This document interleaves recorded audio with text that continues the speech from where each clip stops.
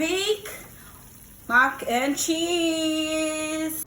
Hi! Magandang buhay mga mare! So for today's video, magluluto ako ng baked macaroni and cheese. So tuturuan ko kayo kung ano at paano natin siya lulutuin.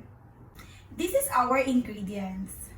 We need cheese, cheddar cheese, salt, butter, paprika, chili powder, optional, cooking cream, mozzarella cheese, pepper, and milk.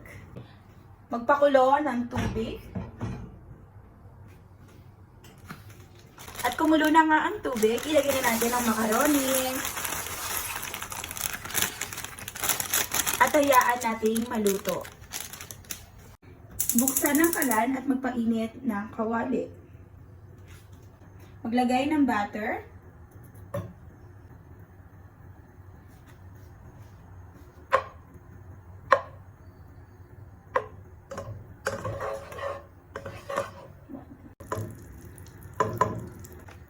Maglagay na ng gatas. 2 cups of milk.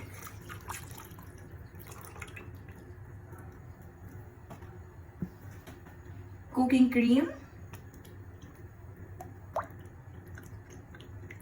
1 cup of cooking cream, 1 teaspoon of paprika, 1 teaspoon of chili powder, half teaspoon of pepper, half teaspoon of salt. At saka natin siya haluin.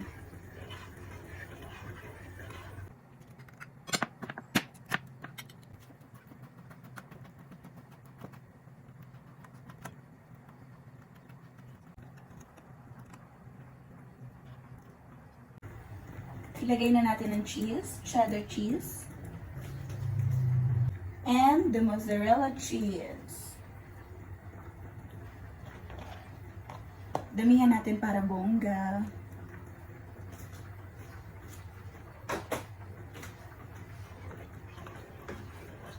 At hintayin natin siya matunaw ang mga cheese para magiging cheesy na siya. Ilagay na natin ang lutong macaroni. At haluin.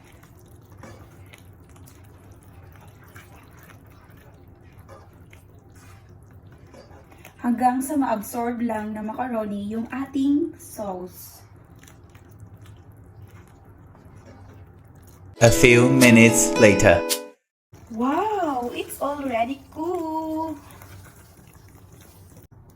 Ilagay natin at isalin natin ang ginawa nating macaroni cheese. Maglagay ng cheese sa taas, cheddar and mozzarella. Pinaghalo ko na.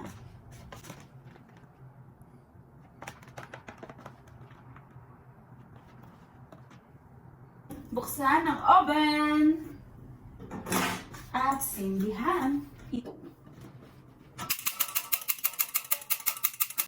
Ilagay na natin sa oven. At i-close. Low, medium heat only at for 20 minutes.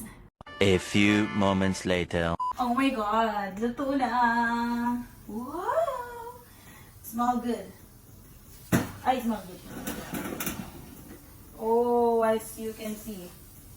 Wow! The baked mac and cheese!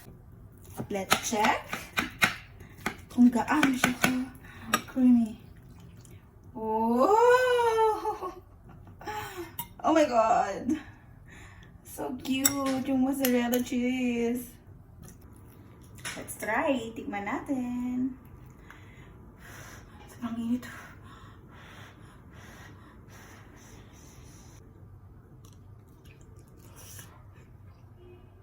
Wow.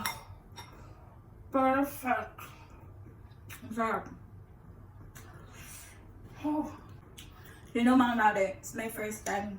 First time ko talaga gumawa nito. And amazing. Na-prepare ko siya. Oh my God! Gawa na din kayo. Thank you for watching. See you on my next vlogs. Don't forget to like and share. Hi, love! Can you taste and tell me what's your comment?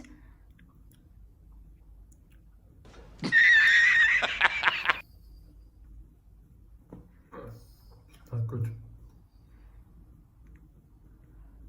Cheers. What's your comment nga? Not good? It's good naman, bu. It's nice.